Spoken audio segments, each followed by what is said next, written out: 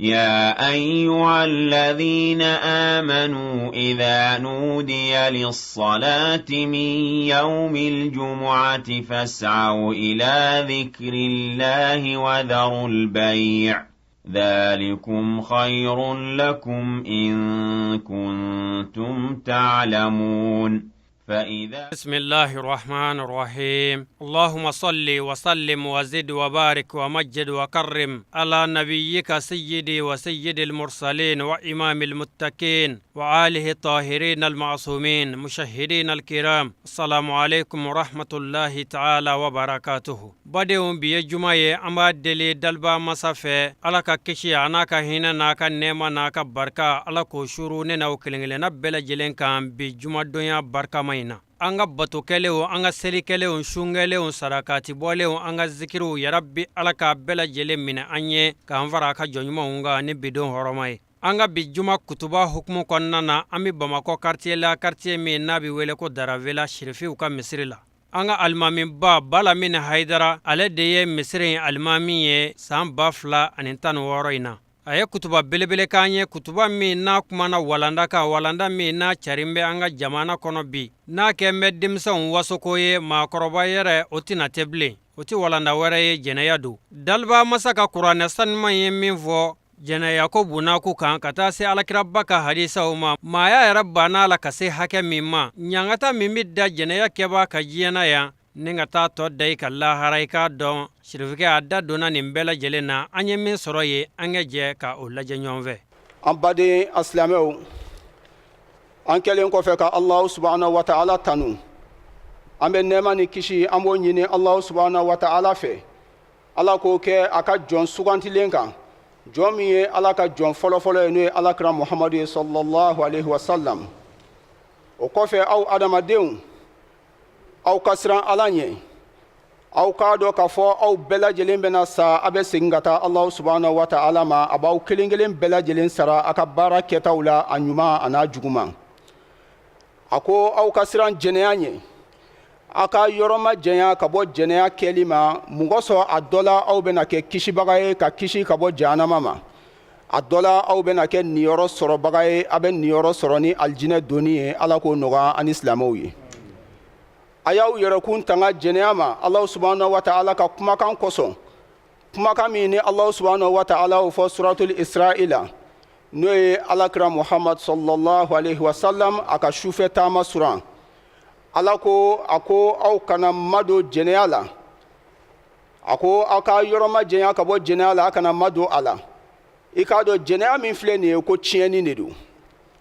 Allah subhanahu wa ta'ala ko jeneya ko chieni do sabi chieni bela jele a bela jele be jeneya kono ni ko fantanya jugu obe jeneya kono shi dogoya obe jeneya kono bana jugu obe jeneya kono fen be ni chieni ko do a bela jele nyogon kafo jeneya konna la o ko o koso Allah subhanahu wa ta'ala ko ma akofa ishatan kaka yoroma jeya chieni na no jeneya wa dambe chien o de fene be jeneya la ako jeneya mi fle ne ko sira chejugu dando aka yoroma jeya ka bo ala Allah subhanahu wa ta'ala ayafo aka kumakana ako akana mado chieni na chieni werete jeneya de kodo ako chieni bara nunu akana mado ala no jeneya min bangena keneka ani min dugona ayaw yoroma jeneya akana jeneya ke keneka ka fo magote ala mbake alni mawya do konye jeneya ke la no kera obetanga taka bo ekan alislamia kono ne sheria minke o sheria mangamine waniya dugo nga kefene ni dugo ala ka jona adoko ala nyebila o kore ka fo ki jageleara ala ka jona kasoro ki nyejo Allah subhanahu wa ta'ala la o kuma jeneya dugo ne na bangene ayatui Allah subhanahu wa ta'ala ayini fo suratul an'am na no ne madaba surai Allah subhanahu wa ta'ala asigna ka fo ako jeneya kela musoma ani jeneya kela chema nu minana jeneya kelila ayu kelengelen bela jelen goshi genye keme jeneya kela chema ana musoma ay genye keme ke a kelengelen bela jelena na ya soro sheria sabatira uka mananiya ye kafo ubeka jeneya ke no sheria sabatila ukma kayu kelengelen bela jelen goshi genye keme ala o sharia min foni ko go bo jeneya kela ula ako akana jɛnɛyakɛla nunu akunu minɛ ni hinɛ Allah subhanahu wa ta'ala ka diinɛ la ala ye hakɛ min fɔ ko k'a bɔ u la a bɛ hakɛ in bɔ u la a kana hinɛ u la n'a y'a sɔrɔ aw ye mumini ye k'a fɔ ko aw dalen bɛ ala la n'a y'a sɔrɔ aw dalen bɛ kiyama la o tuma a ye baara kɛ ni Allah subhanahu wa ta'ala ka kumakan ye jɛnɛyakɛla ninnu a kana hinɛ u la ala ko ka hakɛ min bɔ u la a ka hakɛ a k'a bɔ u la a ko ni hakɛ in bɛ bɔ u la n'o ye gɛɲɛ 100 ye a ka kɛ jamakulu ɲɛna i b'a fɔ nin jumaseli jamakulu ɲɔgɔn na a jamakulu dɔgɔyalen o ka kɛ maa 4 ye min ye jɛnɛya seereya hakɛ ɲɔgɔn ye o tuma n'u bɛ ɲagata u ka ɲagata o ɲɛna mɔgɔ sɔrɔ silamɛ tɔw k'a dɔn ko kojugu don k'u yɔrɔma janya a la a ko ɲagata in kana kɛ dogo la a ka da u ka jamakulu de ɲɛna a ko jɛnɛyakɛla cɛman o man kan ni muso si furulen fo n'a kɛra a yɛrɛ ɲɔgɔnna jɛnɛyakɛla muso ye walima filankafo musoman a kan k'o de furu sabi jɛnɛyakɛla ye fɛn nɔgɔlen de ye o tuma ale kan k'a yɛrɛ ɲɔgɔnna jɛnɛyakɛla muso nɔgɔlen a kan k'o de furu walima bolibatola muso o nɔgɔlen a ka kan ni o de furuli ye a ko jɛnɛyakɛla musoman o fɛnɛ man ka furu cɛ si ma fo n'a kɛra a yɛrɛ ɲɔgɔnna jɛnɛyakɛla cɛ walima filankafo cɛman a bɛ furu jɛnɛyakɛla cɛ de ma walima bolibatola cɛman jɛnɛyakɛla muso fɛnɛ kan ka furu o de ma sabu olu ye fɛn nɔgɔlenw de ye olu ka kan ni ɲɔgɔn ye a ko jɛnɛyakɛla cɛman n'a musomanw olu ka furu silamɛ sanumanw ma ko ala y'o kɛ haramu ye mumini sanumanw kan mumini sanumanw man k'olu furu Allah subhanahu wa ta'ala ye nin fɔ suratu nuri la n'o ye yelen sura ye Allah subhanahu wa ta'ala ko a ko aw silamɛ musow ka sabati a ka sow kɔnɔ aw kana bɔ i b'a fɔ kodɔnbaliya tile musow tun bɛ bɔ cogo min na sabi yanni silamɛya kana jahiliya tile kodɔnbaliya tile la musow tun bɛ bɔ ka sɔrɔ farikolo suturalen tɛ o tuma n'aw silamɛ musow bɛ bɔ a ka bɔ ka sɔrɔ aw farikolo suturalen don aw kana bɔ ka sɔrɔ bɔkun tɛ aw la a ka sabati aw ka sow kɔnɔ a ka seli jɔ ka jaga bɔ ka ala labato ka ala ka ciden a k'o labato n'o ye alakira muhamadu ye sallallahu alaihi wa sallam ni darula nara waati min na a kan ka bɔ ni darula min ye o tuma n'aw bɛ bɔ o la o k'a sɔrɔ farikolo fan bɛɛ lajɛlen suturalen don k'a bɛɛ lajɛlen datugu ala subhanahu wa ta'ala a ye nin fɔ suratul azabi la ala subhanahu wa ta'ala ko a ko ya e nabi ɲuman a fɔ i furumusow ɲɛna i k'a fɔ i denmusow ɲɛna ani i k'a fɔ mumini muso tɔ bɛɛ lajɛlen ɲɛna a ko u k'u ka disaw fene fana ka biri u kunkolow la ka kanw datugu ka jigin fɔ ka taa se fɔ disiw jukɔrɔla la o tuma u ka disa biri u kunna k'u farikolo bɛɛ lajɛlen sutura mumini muso kan ka sutura cogoya min na a ko u b'o baara min kɛ nin ye k'o de ka surun o de b'a to k'a fɔ jɛnɛya bana bɛ maa minnu dusukun na u b'a dɔn k'a fɔ nin ye mumini muso sanumanw ye nin ye hɔrɔnmuso sanumanw ye u t'u ka jogojuguya ta ka ɲɛsin u ma waati min na n'u y'u suturalen a ko ala subhanahu wa ta'ala kɛra yafa masa ye hinɛ masa don ala subhanahu wa ta'ala a y'a fɔ a ka kumakanw na a ko cɛ minnu bɛ u ka kulusijalaw tanga ka bɔ jɛnɛya kɛli ma ani muso minnu b'u ka taafe bolow tanga ka bɔ jɛnɛya kɛli ma ani ala kofɔbaga o cɛman ani ala kofɔbaga musoman ala subhanahu wa ta'ala kɛlen bɛ ka labɛnni kɛ olu ye yafa la ala subhanahu wa ta'ala a kɛlen bɛ k'a ka yafa labɛn olu ye ani ala subhanahu wa ta'ala kɛlen bɛ ka sara belebele labɛn u ye sara min n'o ye alijinɛ sara ye ya rabi ala o yafa in an'o sara in ala k'o nɔgɔya ani silamɛ bɛɛ lajɛlen an baden asilamɛw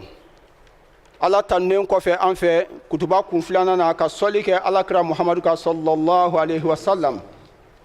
a ko aw silamɛ jamaw aw ka siran ala ɲɛ siranyɛla min n'o bɛ kɛ sababu ye ka bana mini aw ni ala kota kelen kelen bɛɛ cɛ ani ala ɲɛ siranyɛ min n'o bɛ kɛ sababu ye ka bana mini aw ni jɛnɛya cɛ a ko aw ka siran don ɲɛ don min aw bɛɛ lajɛlen bɛna segin ka taa ala subhanahu wa ta'ala ma n'o y'aw ka saya don ye walima aw ka siran don ɲɛ don min aw bɛ segin ka taa ala ma n'o ye kiyama don ye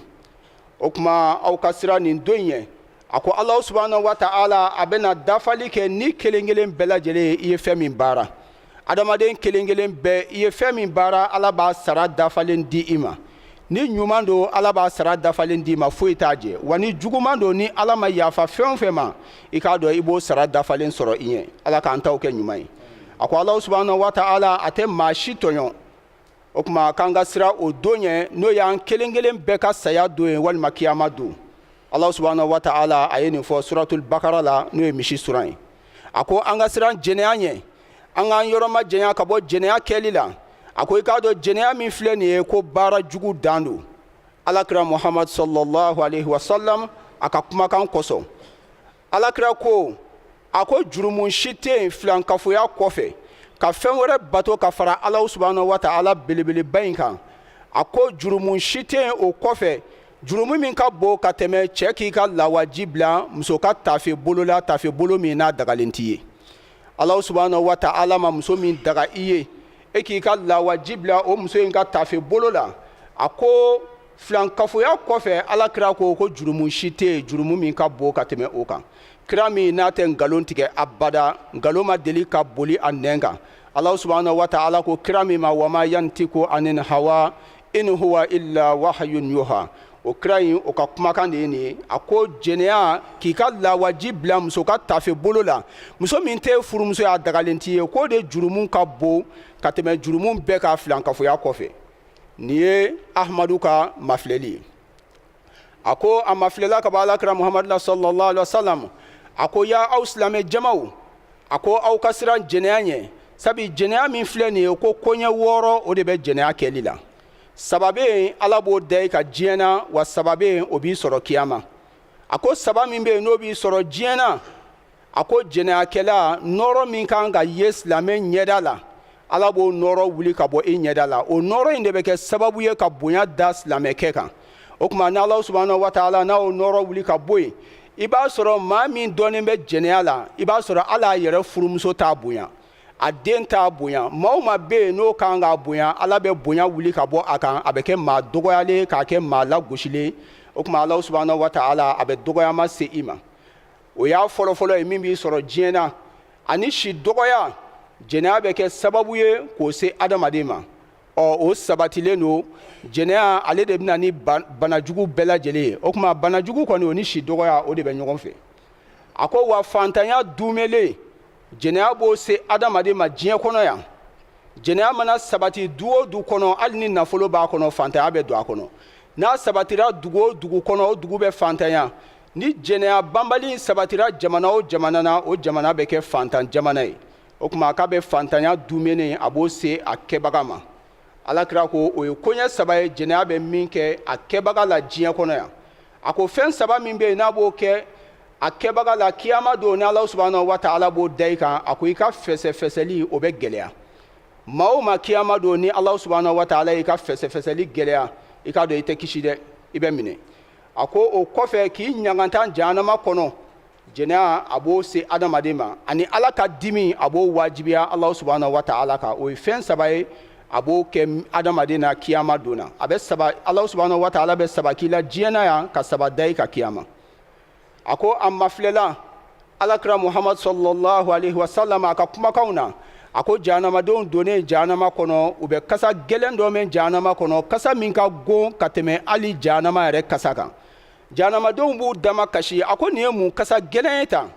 Kab'an donna jahanama kɔnɔ an ma deli ka nin ɲɔgɔnna fɛn kasa gon ye. N'o kɛra a bɛ fɔ ɲɛna, Allah subhanahu wa ta'ala bɛ wele kan da ka bɔ mɛlɛkɛw yɔrɔ. A ko nin kasa gɛlɛn min filɛ jahanama kɔnɔ n'a bɛ k'aw tɔɔrɔ, nin ye jɛnɛyakɛla cɛmanw olu ka kulusi jala toli kasa o de filɛ nin ye. Ani jɛnɛyakɛla musomanw u ka tafe bolo o toli kasa o de filɛ ka aw tɔɔrɔ jahanama kɔnɔ nin. Wa i b'a dɔn k'a fɔ jɛnɛya ye fɛn tolilen, wa jɛnɛyakɛla yɛrɛ fana ye fɛn tolilen. Ala k'an ni silamɛw kisi ka bɔ a ma. A bana bɛ silamɛ minnu dusukun na ya rabi Ala k'an n'u kanda, Ala k'an n'u bila sira ɲuman kan. O kuma kutuba in laban na o ye Allah subhanahu wa ta'ala ka kumakan ye. A ko aw minnu dalen bɛ Ala la, aw ka tuubi ka taa Ala ma. Tuubi la tuubi min ye kɔnɔnajɛya tuubi ye, min ye tuubi yɛrɛ hakika ye. I bɛ tuubi ka bɔ fɛn min na n'i tɛ segin a ma bilen fiyewu. Allah subhanahu wa ta'ala a y'o fɔ suratu Taharimi na. A seginna k'a fɔ, a ko aw ka tuubi ka taa Ala ma, aw bɛɛ lajɛlen aw muminu. Mɔgɔ sɔrɔ a dɔ la aw bɛna kɛ kisibaga ye. Aw bɛ kisi ka bɔ jahanama donni ma, ani aw bɛ kɛ niyɔrɔ sɔrɔbaga ye n'o ye alijinɛ donni ye. Ala k'o nɔgɔya ani silamɛ bɛɛ lajɛlen. أذكروا الله يذكركم يغفر الله لنا ولكم آمين ربنا آتنا في الدنيا حسنة وفي الآخرة حسنة وقنا عذاب النار إن الله وملائكته يصلون على النبي يا أيها الذين آمنوا صلوا عليه وسلموا تسليما صلى الله تعالى عليه وعلى آله وصحبه وسلم تسليما سبحان ربك رب العزة عما يصفون والسلام على المرسلين والحمد لله. الله أكبر الله أكبر أشهد أن لا إله إلا الله. الله أكبر.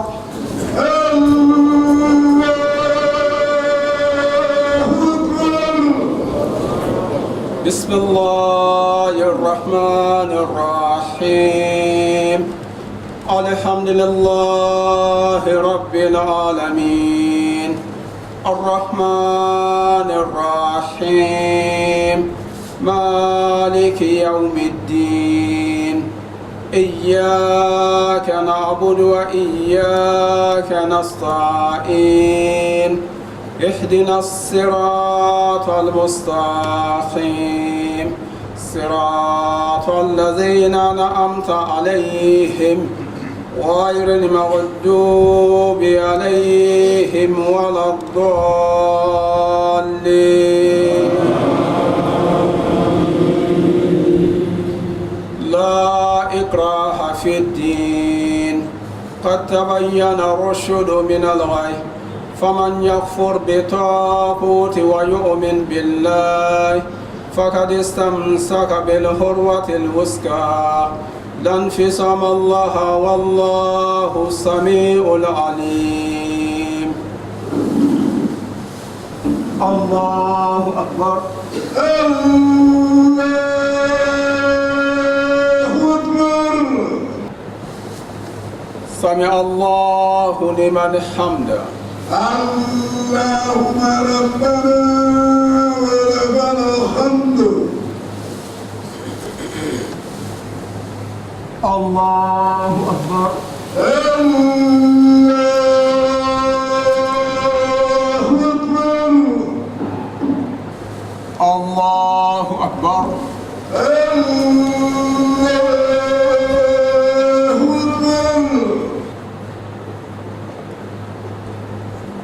السلام عليكم. السلام عليكم. أعوذ بالله من الشيطان الرجيم بسم الله الرحمن الرحيم اللهم صل وسلم وزد وبارك على سيدنا محمد وآله الطاهرين المعصومين. مشاهدين الكرام السلام عليكم ورحمة الله تعالى وبركاته. بدين تفسير في الله جباو كشي على تاي هنا على تاي بركة على تاي ربي على كو ديننا وكلنا بلا جلما بيه جمعة بيه دومباي أنغا جمعة كتبا دومان لمن كوفي أنغا شرف كدا أني أنكر مقدا من دايمنت كلاي angere la ala amba fe ka don ale ere togo ani ajamu ani abora jowna ake doni fene fo anye aka kalanchugo yawka la ne togo Mohamed Lamine Aidara nga beni togo mi ko be balamini fene te dore Mohamed Lamine Mohamadu intigara ka to Lamine ma Lamine ba faralo ka ko ke boyali do ka ke balamini mfaye Ibrahim Khalili o fene ko me wele ko ba Khalil ale santan gelenge ni Misri almamiyala o fene faye Mohamed Lamine do ne to dale me mokela o Mohamed Lamine fene o faye Ousmane faye Cherif Ismaila fa o yo Mohamed Jankiyu o faye Mohamed Arafaye donc abe o chugola kata me ye min fo anga kalan chugala alhamdulillah nye kalan damne an reka du kono an koroke dok be no Cherif Burama Haidara shi sanworo faye ndi kalana oma ale kumbe blongono kalange ala kenye Qur'ane kalan ale fe ka jigi blongono kalan sirafe Qur'ane jigine ko femfe ntora ye ka dine kitabu msemanu kalan ina fo fiku kitabu msemanu ka damne durusla walula kata lagdarula ani yo damola nyo kitabu msemanu kalan ale fe bo kitabu nu kalane ko fa fe nkoroke wera kumbe no El Hajj Mundiru Haidara madarsa kumbe obolo ngomi rambugu madarsa wa fa ma madarsa tu sharfiya o madarasa in tɔgɔ kun dalen bɛ an ka kabila la o madarasa Sherifia Ala kɛ n taara o madarasa in na n taara o daminɛ 4e de la kuranɛ jiginen kɔfɛ Sheriff Burama fɛ yen nɔ bon n continue o madarasa in na fo ka taa se o dan na ale madarasa in bɛ dan defu la i y'a faamu ale bɛ dan 9e na bon Ala kɛ o kɔfɛ fɛnɛ n labanna ka bɔ yen nɔ ka taa segin ka taa majilisu la n'o ye bulonkɔnɔ kalan ye Usman Kalafo fɛ yen Amdalayi donc n taara Kalafo fɛ yen min ye diinɛ kitabu kumabaw ye fiku sira fɛ ani tawhidu sira fɛ ani luka sira fɛ n taara olu kalan Usman Kalafo ka bulon kɔnɔ Amdalayi bon mais Kalafo yɛrɛ kun tɛ anw kalan a ka kalanden kɔrɔba kun bɛ yen u b'a fɔ a ma ko Burama Kɔnɛ Burama Kɔnɛ mais ale fɛnɛ dɔnnen don ni tɔgɔ min ye kosɛbɛ o ye Buguni Burama u b'a fɔ a ma ko Buguni Burama o Burama Kɔnɛ kun b'an kalan kitabu la Kalafo ka bulon kɔnɔna la yen nɔ bon n ye diinɛ kitabu caman kalan Kalafo ka bulon kɔnɔ yen nɔ bon fo ka taa se Kalafo ka fatuliw ma n labanna ka taa Kalafo ka kalanden kɔrɔba min fɛnɛ bɛ yen n'o ye Ahmad Traoré mais ale fɛnɛ dɔnnen don ni Amadu Bilen de voilà donc n taara ale fɛnɛ fɛ yen Lafiyabugu ka taa diinɛ kitabu fɛnɛ kalan ale fɛ yen nɔ bon alhamdulillah n bɛ Kalafo fɛ yen wagati min na sunkalo Kalafo kun bɛ tafsiri kɛ n bɛ tafsiri lamɛn yen fo ka se Kalafo ka fatuli ma bon n ye san 6 ɲɔgɔn kɛ o la Kalafo fatulen kɔfɛ bon n yɛlɛmara Sumayila Darame ka zawiya la sunkalo n bɛ taa tafsiri lamɛn o y'a sɔrɔ n bɛ kalan na Amadu Bilen fɛ yen donc Amadu Bilen ye ijaza di yan k'a fɔ n bɛ se ka tafsiri kɛ donc o de hukumu kɔnɔna la sunkalo fɛ fɛnɛ an bɛ tafsiri kɛ misiri kɔnɔna la yan nɔ awɔ n ye kalan minnu kɛ o y'o siraw ye quoi alhamdulillah n'a hakili la mɛn da ye mɛn tigila ye nin wasara an ka Sherifukɛ a bɔkolo an ye o dɔn sisan manafɛ kalan fɛnɛ tɛmɛna tɛmɛsira minnu fɛ a y'a da don olu la nin bɛɛ lajɛlen tɛmɛnen kɔfɛ alimamiya o sirilen don fɛn min na a bɛ misiri de kɔnɔ an b'a fɛ k'a dɔn ale filɛ nin ye misiri min alimamiya la bi misiri in yalima a jɔra waati jumɛn kɔnɔ alimami minnu tɛmɛna ɲɛ n'a bɛ se k'o damadɔw fɛnɛ tɔgɔ fɔ an ye ale ka alimamiya fɛnɛ a daminɛna kuma jumɛn sababu jumɛn nana ni a ta in fɛnɛ ye misiri in ye misiri kɔrɔba ye parce que Bamakɔ yan yɛrɛ n'i y'a lajɛ juma misiri ni misiri in ye Bamakɔ juma misiri filanan ye awɔ juma misiri ba in kelen pe de ka kɔrɔ ni misiri ye n'o tɛ Bamakɔ juma misiri filanan de ye nin misiri in ye bon 1914 kabu nara yan misiri in kɛnɛ bɛ yen u tun bɛ seli a kan yanni a bɛ kɛ misiri ye fɔlɔ i y'a faamu yanni a bɛ kɛ misiri ye u tun bɛ seli a kɛnɛ kan 1914 mais k'a jɔ ka kɛ misiri ye o kɛra 1918 i y'a faamu 1918 a jɔra ka kɛ misiri ye mais o tun ye jɔko fɔlɔ ye a jɔr'o la ka kɛ bɔgɔ ye i y'a faamu a jɔra ka kɛ bɔgɔ ye a jɔko fɔlɔ la 1918 bon a jɔko fɔlɔ kɔfɛ ka fara ɲɔgɔn kan ka bolo fara ɲɔgɔn kan ka misiri in ci k'a bɔ bɔgɔya la ka segin k'a jɔ ka kɛ siman ye